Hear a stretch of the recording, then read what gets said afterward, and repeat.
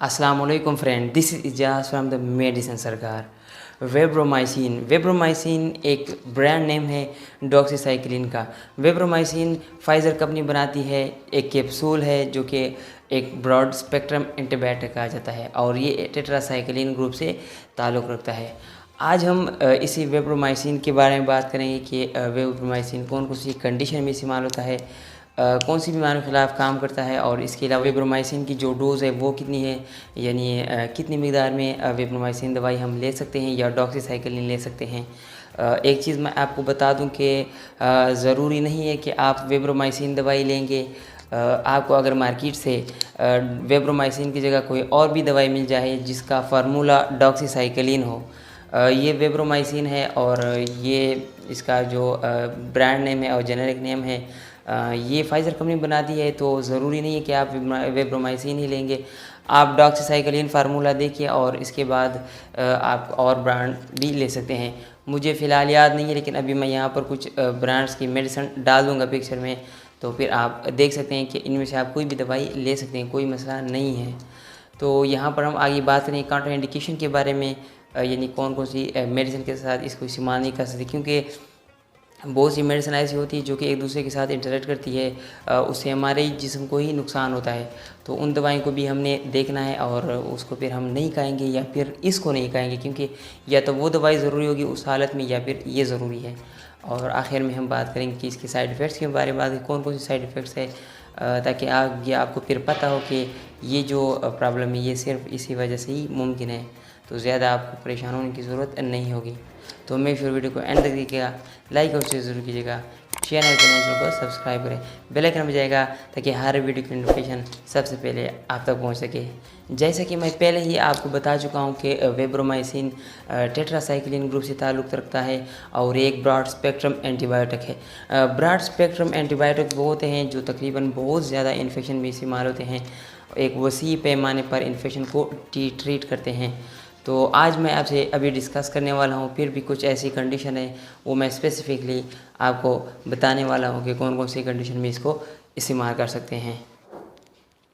सबसे पहले अगर बात की जाए तो वेब्रोमाइसिन को या डॉक्सीसाइक्लिन को रिस्पायरेटरी ट्रैक्ट इन्फेक्शन में इस्तेमाल किया जाता है। जी हाँ, जब किसी पर्सन को आरटीआई हो, यानी जो रिस्पायरेटरी ट्रैक्ट है यानी सांस की जो नाली है उसमें इन्फेक्शन हो जाए। अब सांस की नाली में हल्क आता है, सांस की नाली आती है, फेफड़े आते हैं, लंग्स, ये तमाम चीज़ें रिस्पायरेटरी ट्रैक्ट इन्फेक्शन इसको कह सकते हैं। जब इसमें मसला हो जाए, तो अगर किसी भी तरह का कंडीशन हो जाए इन तमाम एरियाज़ में, तो आप जो वेब्रोमाइसिन है आप उसको रिस्पायरेटरी ट्रैक्ट इन्फेक्शन में दे सकते हैं। उससे इंशाल्लाह रिस्पायरेटरी ट्रैक्ट इन्फेक्शन का मसला ठीक हो जाएगा। इसके बाद है मलेरिया। मलेरिया चूँकि बैक्टीरियल इन्फेक्शन है, वो भी तो मलेरिया में भी वेब्रोमाइसिन को इस्तेमाल किया जाता है, लेकिन मलेरिया में आप सिर्फ वेब्रोमाइसिन पे इक्तिफा ना करें, उसके साथ आपने एंटी मलेरियल क्लोरोक्विन या बाकी दूसरे जो एंटी मलेरियल ड्रग्स है वो भी साथ आपने देने हैं, तभी ये मसला जो है वो ठीक होगा। अदरवाइज़ इससे कुछ भी फ़र्क पड़ने वाला नहीं है। और इसके अलावा मलेरिया के प्रोफाइलेक्सिस के लिए, यानी अगर आप चाहते हैं कि मुझे मलेरिया ना हो जाए, तो आपको ये दवाई कुछ टाइम पहले, यानी आप जब सेहतमंद हो उसी टाइम आपने ये दवाई लेनी है, ताकि मुस्तकबिल में आपको मलेरिया की जो बीमारी है वो आगे आपको ना लग जाए। इसलिए फिर ये मेडिसिन आप उस वक्त भी इस्तेमाल कर सकते हैं। कॉलरा में वेब्रोमाइसिन को इस्तेमाल कर सकते हैं। कॉलरा हैज़ा को कहते हैं, जब आपको दस्त और उल्टियाँ आ जाएँ तो उस कंडीशन में वेब्रोमाइसिन को इस्तेमाल करें। लेकिन याद रखिए, कॉलरा एक सीरियस कंडीशन है जिसमें वेब्रोमाइसिन पे आप इक्तिफा ना करें, और भी एंटीबायोटिक इसके साथ इस्तेमाल करें। जितनी भी सिम्टोमेटिक मेडिसिन है वो भी आपने साथ देनी है। तो कोशिश करें एक कंप्लीट पैकेज जो ट्रीटमेंट वाला वो आपने लेना है, या अगर किसी को आपने देना है तो पूरी कोशिश के साथ तमाम जो मेडिसिन है वो आपने ज़रूरी मेडिसिन मरीज़ को देनी है। इसके अलावा आंखों के इन्फेक्शन में भी इस्तेमाल कर सकते हैं। अब आंखों की जो इन्फेक्शन होती है वो बहुत ज़्यादा होते हैं, लेकिन जब इन्फेक्शन हो जाए, बहुत सी इन्फेक्शन होती है, उस कंडीशन में आप जो वेब्रोमाइसिन है उसको इस्तेमाल करें बाकी मेडिसिन के साथ। एक्नी, जवानी में एक्नी का जो मसला है वो बहुत ज़्यादा होता है। मुझे पर्सनली बहुत ज़्यादा एक्नीज़ होते हैं, तो उस कंडीशन में आप एक्नीज़ में इस्तेमाल कर सकते हैं। एक्नीज़ दानों को होते हैं जो चेहरे पर दाने निकलते हैं, उसमें वेब्रोमाइसिन अगर इस्तेमाल किया जाए तो एक अच्छा रिज़ल्ट देता है। चूँकि वेब्रोमाइसिन सस्ती भी है और इफ़ेक्टिव भी है, तो वेब्रोमाइसिन आपके लिए एक बहुत ही फ़ायदेमंद मेडिसिन है। और आखिर में राइटेशियल इन्फेक्शन। राइटेशियल इन्फेक्शंस क्या है? राइटेशियल एक group of bacteria, gram negative bacteria जिसको कहते हैं, जिसकी वजह से बहुत से इन्फेक्शन पैदा होते हैं। ये नहीं बैक्टीरिया का एक ग्रुप है जो ग्राम नेगेटिव बैक्टीरिया है, उस वजह से जितने भी इन्फेक्शन पैदा होते हैं उसमें वेब्रोमाइसिन को अगर इस्तेमाल किया जाए तो उससे भी फ़र्क पड़ता है। अब राइटेशियल इन्फेक्शंस में कौन कौन सी इन्फेक्शंस आते हैं? सबसे पहले जो इन्फेक्शन है वो है टाइफाइड फीवर। टाइफाइड फीवर राइटेशियल बैक्टीरिया की वजह से हो सकता है, तो उस कंडीशन में वेब्रोमाइसिन का इस्तेमाल किया जाता है। इसके अलावा अगर फ़ीवर हो जाए, आम बुखार, तो उसमें भी वेब्रोमाइसिन का किरदार अच्छा रहा है। तो आप इन कंडीशन में वेब्रोमाइसिन का इस्तेमाल करें, इंशाल्लाह बहुत ही अफाका पड़ने वाला है। और आखिर में जो है वो जो गम्स इन्फेक्शन होते हैं, जो मसूड़ों के इन्फेक्शन होते हैं, वो स्वेलिंग हो जाए, सूजन उस पे आ जाए, तो उसमें भी अगर वेब्रोमाइसिन है या डॉक्साइक्लिन है उसको इस्तेमाल करें तो आपको इंशाल्लाह बहुत ही फ़ायदा देगा। एक सस्ती मेडिसिन आप इस्तेमाल करें। और एक चीज़ मैं आपको बता दूं कि अगर इस तरह कंडीशन आपको हो जाए जो गम्स इन्फेक्शन है, तो उसमें आप फ्लैजिल और बाकी जो ज़रूरी मेडिसिन है वो भी इस्तेमाल करें, सिर्फ वेब्रोमाइसिन पे इक्तिफा बिल्कुल ना करें। और इस कंडीशन को पेरिडोंटाइटिस भी कहते हैं, एक मेडिकल टर्म है। ये कुछ कंडीशन थी जिसमें वेब्रोमाइसिन को इस्तेमाल किया जाता है। यकीनन आप ब्रॉड स्पेक्ट्रम से समझ गए होंगे कि ब्रॉड स्पेक्ट्रम का क्या मतलब है। देखिए, सर से लेकर पाँव तक के जो इन्फेक्शंस थे उनमें ये काम कर रहा था कुछ ना कुछ, किसी न किसी फॉर्म में। तो एक फ़ायदेमंद चीज़ है, कम कीमत में मिलता है, तो आप इसको इस्तेमाल कर सकते हैं। अब बात करते हैं इसके डोज़ के बारे में कि कितनी डोज़ में इसको इस्तेमाल कर सकते हैं। यूजुअली आप 200 मिलीग्राम पर डे के हिसाब से आप इसको इस्तेमाल कर सकते हैं। 7 दिनों के लिए अगर आप इसका जो कोर्स है वो कंप्लीट करें किसी भी इन्फेक्शन में, तो ये बहुत ही फ़ायदा देगा और मददगार साबित हो सकता है। ये जो कैप्सूल है ये 100 मिलीग्राम के फॉर्म में है, तो आप 2 टाइम इसको ले सकते हैं, एक कैप्सूल सुबह और एक शाम को। अगर कोई बच्चा है तो उसके लिए ये अलाउड नहीं है, उसके लिए आप और कोई एंटीबायोटिक सिरप देख सकते हैं, क्योंकि ज़रूरी नहीं कि आप सिर्फ वेब्रोमाइसिन इस्तेमाल कर सकते हैं, और नहीं, आप और भी मेडिसिन इस्तेमाल कर सकते हैं किसी और एंटीबायोटिक के बजाय। तो आप ये एडल्ट के लिए हैं, क्योंकि कैप्सूल है, कम डोज बच्चों को देना होता है, ज़्यादा दे नहीं सकते, तो चूँकि कैप्सूल को काट नहीं सकते दरमियान में, तो जो डोज है वो कम नहीं होगा। आप बच्चों में ये कांट्रा इंडिकेटर है, तो इसलिए बच्चों में आप ना दीजिएगा, और कोई मेडिसिन दे सकते हैं। अब बात करते हैं कुछ कांट्रा इंडिकेशंस के बारे में। कांट्रा इंडिकेशन का मतलब होता है कि किसी भी दवाई के साथ आप अगर कोई खुराक खा लें, कोई दवाई खाएं, तो उससे जो इफ़ेक्ट होता है, जो बुरे असरात होते हैं, वो जब पैदा होते हैं तो वो सीवियर कंडीशन होते हैं। तो फिर नेक्स्ट टाइम वो जो खुराक है या वो जो दवाई है वो आपने नहीं खानी है। अब चूँकि साइंटिस्ट किसी भी दवाई को ज़्यादा एक्सपेरिमेंट के बाद ही रिलीज़ करते हैं, तो उनको पता होता है कि कौन कौन सी खुराकें, कौन कौन सी दवाइयाँ किसी भी दवाई के साथ इंटरेक्ट कर सकती है। तो इसलिए वो पहले से बताते हैं कि जब आप फ़लाँ दवाई खाते हैं तो फ़लाँ खुराक और फ़लाँ दवाई आपने इनके साथ नहीं खानी है। तो वेब्रोमाइसिन के साथ भी सेम कंडीशन है। वेब्रोमाइसिन के साथ कुछ दवाइयाँ तो बहुत ज़्यादा है जो कि नहीं लेनी चाहिए, लेकिन 5 चीज़ जो सीवियर कंडीशन पैदा कर सकती है वो भी मैं आपसे डिस्कस करने वाला हूँ। बाकी अगर आप किसी टाइम फारिग हो तो आप वेब्रोमाइसिन जो कांट्रा इंडिकेशन है वो भी आप लिख सकते हैं, या ड्रग इंटरेक्शन लिख सकते हैं, तो वो आपको बहुत ज़्यादा मेडिसिन का लिस्ट जो है वो शो हो जाएगा, उसे आपको पता चल जाएगा। सबसे पहले जो मेडिसिन है वो है एसिट्राटीन। एसिट्राटीन जो मेडिसिन है ये सोराइसिस में इस्तेमाल होता है। सोराइसिस में कुछ दिन पहले मैंने सोराइसिस को एक्सप्लेन किया था। एक स्किन कंडीशन है जिसमें रेडनेस आ जाती है, कोई ख़ारिश वगैरह भी होती है, सीवियर कंडीशन है, तकलीफ दे कंडीशन है, जिल्द की बीमारी है, उसको सोराइसिस कहते हैं। वो जो दवाई है वो सोराइसिस में इस्तेमाल होती है, जिल्द की बीमारियों के लिए इस्तेमाल होती है। तो वो जो दवाई है वो वेलोसेफ के साथ वेब्रोमाइसिन के साथ कांट्रा इंडिकेटेड है, आप इसके साथ इसको ना इस्तेमाल करें। दूसरे नंबर पर है ट्रोटेनियन। ट्रोटेनियन एक मेडिसिन है जो कि से अगेन जो वेब्रोमाइसिन है उसके साथ नहीं इस्तेमाल करनी चाहिए।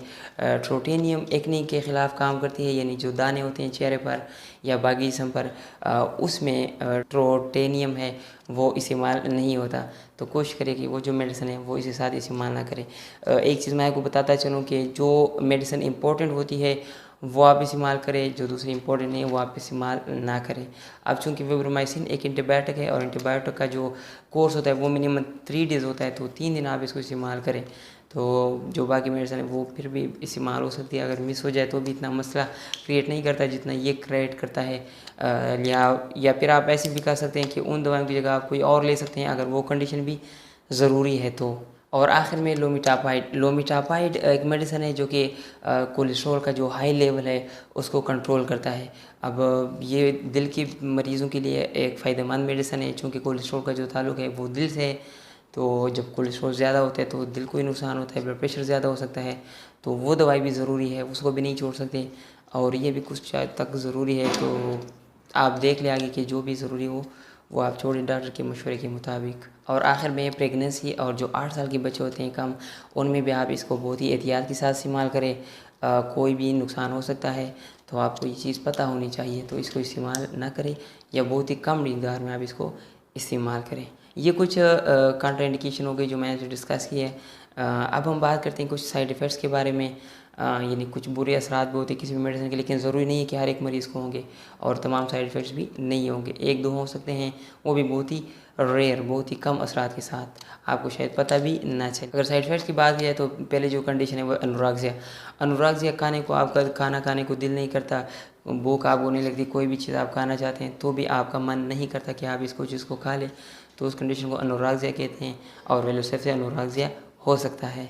डायरिया दस्त को कहते हैं, पेचस दस्त, डायरिया भी हो सकता है वेब्रोमाइसिन की वजह से, तो वो आपको पता होना चाहिए कि अगर इस तरह कंडीशन हो जाए तो आप जो फ्लेजिल या बाकी जो सिम्प्टोमेटिक मेडिसिन है वो आप इसके साथ खा सकते हैं। लेकिन अगर कंडीशन ज़्यादा सीवियर हो जाए तब आप कोई भी दवा इस्तेमाल ना करें, ये जो वेब्रोमाइसिन है, क्योंकि आप ये वो बुरे असरात होंगे।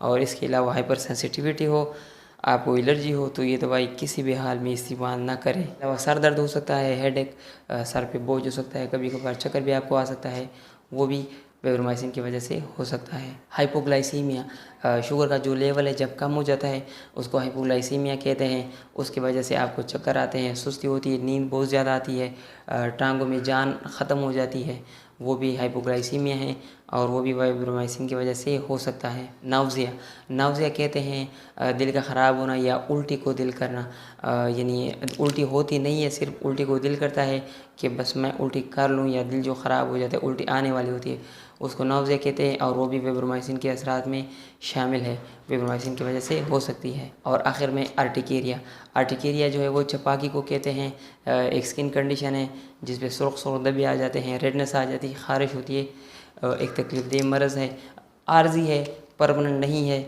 तो वो भी वेब्रोमाइसिन की वजह से हो सकता है। अगर बात करें कि ये कैसे जो इन्फेक्शन को ख़त्म करता है, चूँकि ये बैक्टीरिया को ख़त्म करता है, एंटीबैक्टीरियल है, तो ये जो बैक्टीरिया का जो ग्रोथ है वो स्टॉप कर देता है, जो प्रोटीन सिंथेसिस है वो बंद हो जाता है, जिससे बैक्टीरिया मर जाता है या वो बढ़ता ही नहीं है। और सेम इस तरह फिर इन्फेक्शन भी ख़त्म हो जाता है, आगे नहीं बढ़ता। अगर मेटाबॉलिज्म की बात की जाए कि ये दवाई कैसे मेटाबोलाइज होती है, यानी हल होती है जिसमें ये लीवर के ज़रिए हल होती है, तो इसलिए कोशिश करिए कि जिन लोगों का जो लीवर है वो ज़्यादा ख़राब है तो वो मरीज़ वो दवाइयाँ इस्तेमाल ना करें।